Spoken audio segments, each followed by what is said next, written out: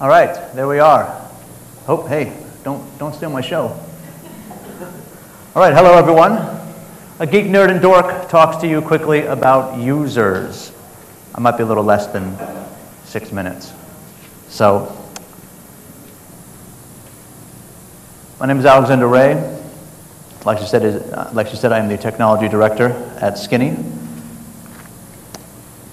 Quick question for you: has anyone built something that didn't work? I spend the majority of my, thank you for raising hands out there in the audience. I spend the majority of my time building things, and sometimes equal or more time trying to fix those things that were built because something wasn't thought about. Sometimes I try to do enough planning in the beginning so that we don't have to spend equal or more time at the end trying to fix something because we didn't think about the user. I build good things. Good, capital G, all capital letters. I put a lot of emphasis on good. These days, everyone's trying to do good, social good, good with food, good with people, save the planet, something. For me, I'm just trying to build good things. And what I mean by that is,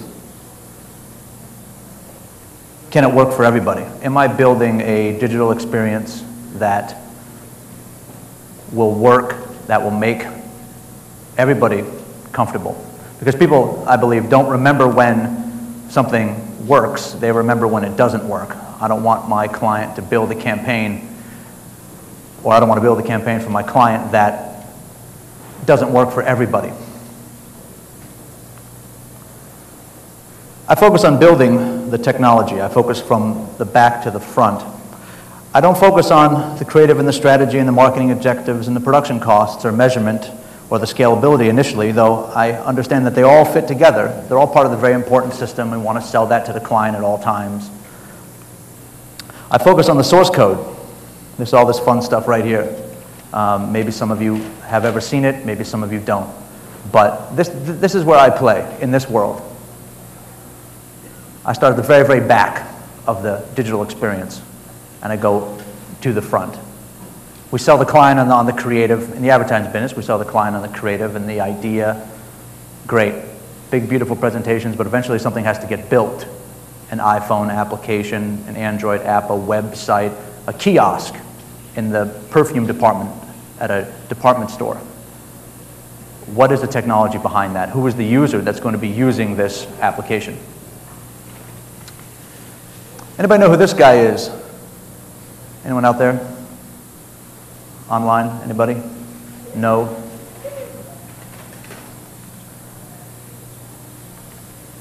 Tim Berners-Lee. Anybody know what Tim Berners-Lee did? He's done a few things, but anybody know? Thank you, in the front. Thank you very much. Follow-up question, do you know how long ago that was? Thank you. Say that again for the room. Yep, about 20, 22 years ago exactly. I think most of us were probably around at that time. He has many, many quotes out there, and this is one of my favorite quotes. The power of the web is in its universality. Access by everyone regardless of disability is an essential aspect. I believe, like I said earlier, that I want to build good things, and I want to make sure that everybody can view that.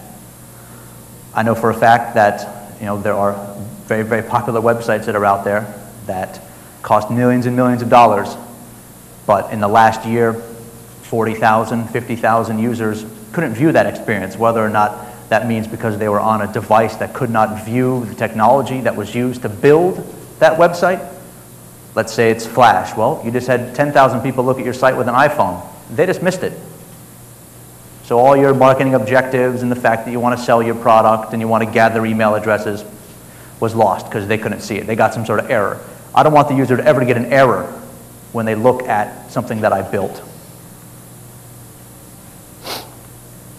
Technology. We'll do a little brief history here. Like I mentioned in the beginning, I'm a geek, and I geek out on history. I think it kind of helps put things in perspective. In the 60s, we had this. In the 70s, we had this.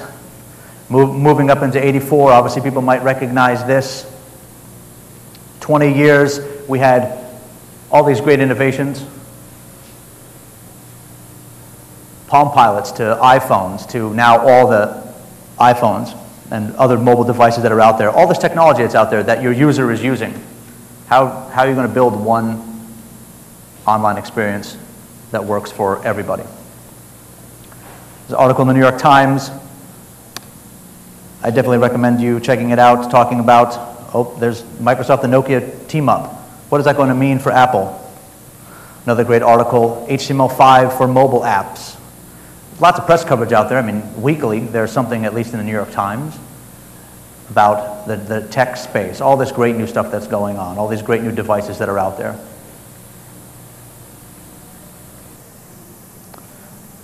Does anybody know what this logo is? I don't expect you to. It's the World Health Organization, thank you.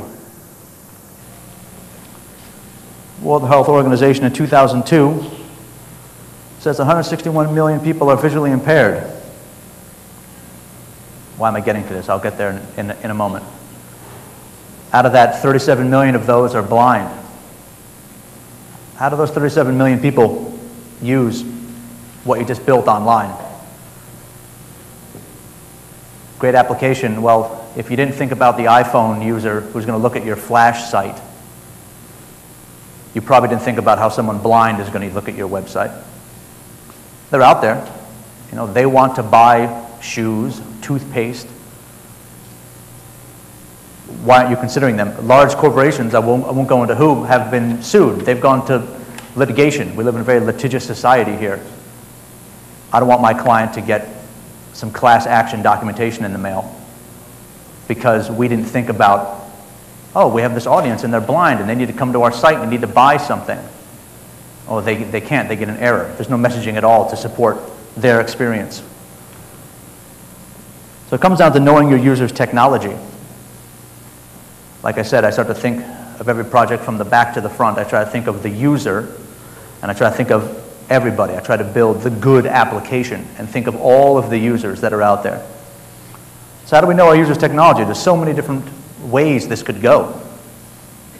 Again, I bring up this quote. This is one of my favorite quotes.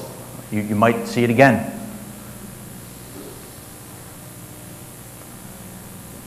You have all these guys that are out there on your desktop. All these web browsers. Well, believe it or not, these web browsers, each one looks at the web a little differently. Your client most likely has Internet Explorer. Why? Well, it's supported by their IT group. They have some enterprise deal where they pay for support, and it's easy for them. They don't have to think too much about supporting all these various different kind of browsers because they support the Microsoft solution. They've got XP in their office, and they have Internet Explorer. But guess what? Internet Explorer doesn't look at the new stuff out there the same way that Chrome does. Opera, which is that top right logo, you may have never even used it. That's a fantastic web browser. Why haven't you used it? February 2011,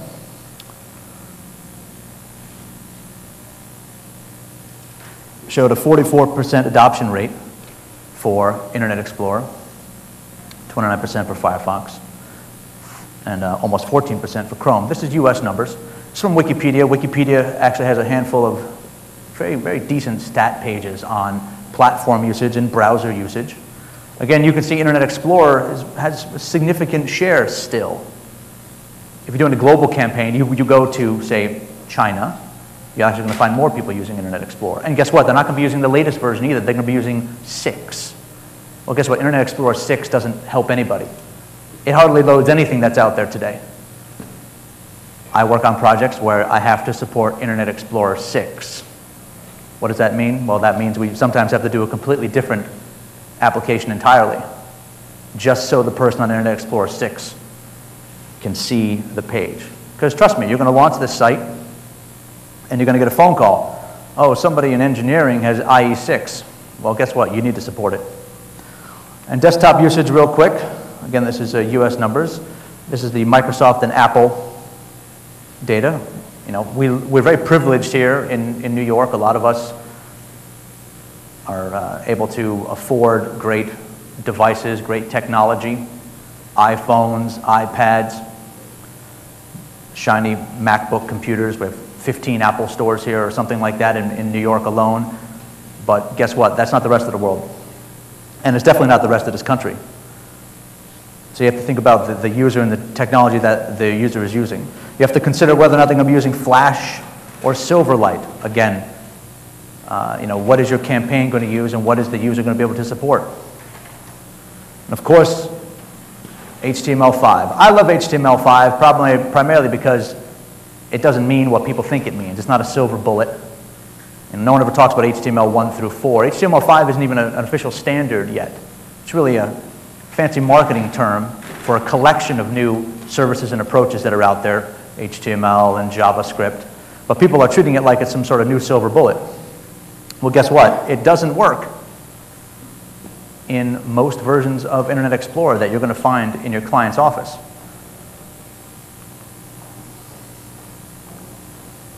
And of course, there is Facebook.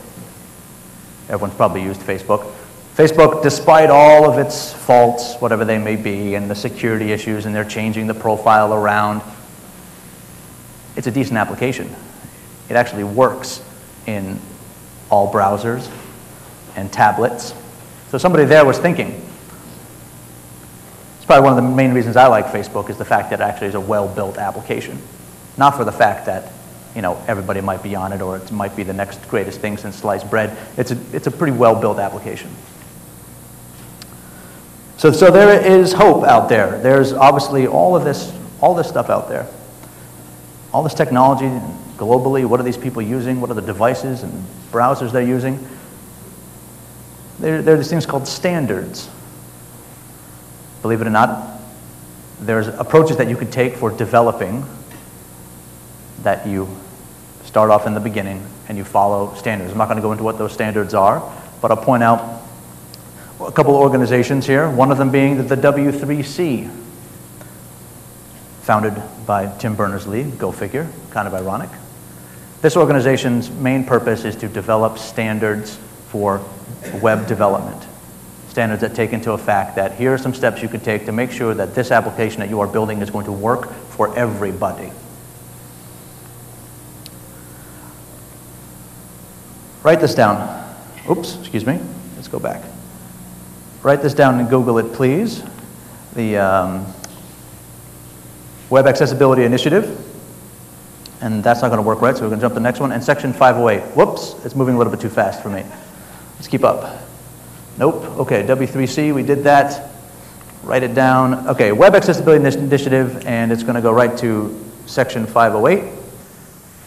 And then we're going to recap. But let me just talk about those two things real quick. Web Accessibility Initiative, I'd love for you to write this down and Google it later, and also Section 508. Both of those are two things that are out there that sooner or later you're probably going to run into. You're going to do a website that, whoops, it needs to work for a government organization. Well, guess what? That is going to probably fall under Section 508, which is an amendment to the Rehabilitation Act of 1973 that says that all government websites must be accessible by the handicapped. That means screen readers. That means in OS 10, there's a whole universal access section that you've probably not been to that has a voiceover option. Gives the computer the ability to read and talk to you and speak the website to you. If you turn that on and you go to some of your popular websites, some award-winning websites, it's not going to work. You're not going to be able to read the website. If you had to comply with Section 508, you would have to do a completely different version of that website for people that are handicapped. It's not rocket science. But when you're 6 months in and you're about to go live, it's a little bit difficult to revamp the entire process.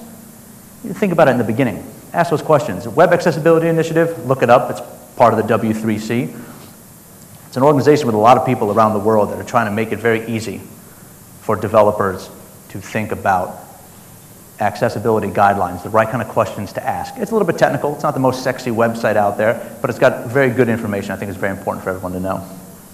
So, in the recap, everyone should be able to access the information online regardless of who they are. Obviously, you kind of get that gist. That's kind of where I'm going with this. But what about tablets? You know, I've not spoken too much. I've talked about browsers and desktops, and I just want to touch briefly on tablets. We all know who this guy is. Passed away recently. You could argue that he created a whole new way of thinking, and you can argue that he's, him and his, and the Think Different movement changed a lot of things. I'm not going to get into that. That's a separate talk. But what he did do was, he came out with this device right here, the iPad. I don't know how many people thought about tablets before the iPad came out, but I wasn't really too big on them. They were out there. I mean, Apple tried to do something forever ago. They came out with a tablet that didn't work. But I can see people in here have this, and this kind of changed the game a little bit. How many other companies are coming up with tablets right now? And how big a share does the iPad have in that market? But he came out with a statement. You don't have to read the whole thing, but this thing doesn't support Flash. As I mentioned, that's one technology that's out there that a lot of people use. Posted a letter to Adobe, basically saying, I'm not going to support this, and there's nothing that you can do about it. Who knows what's going to happen with Apple's agenda, but this tablet, this iPad, is not going to see some of the big websites that are out there that cost millions of dollars to be produced. So there's a different type of user that is using the tablets, the iPads, and everything else, because there are other tablets that are out there. And one of the interesting things is that these devices are helping people find a voice. There's 60 Minutes from October 23rd, which I definitely would suggest.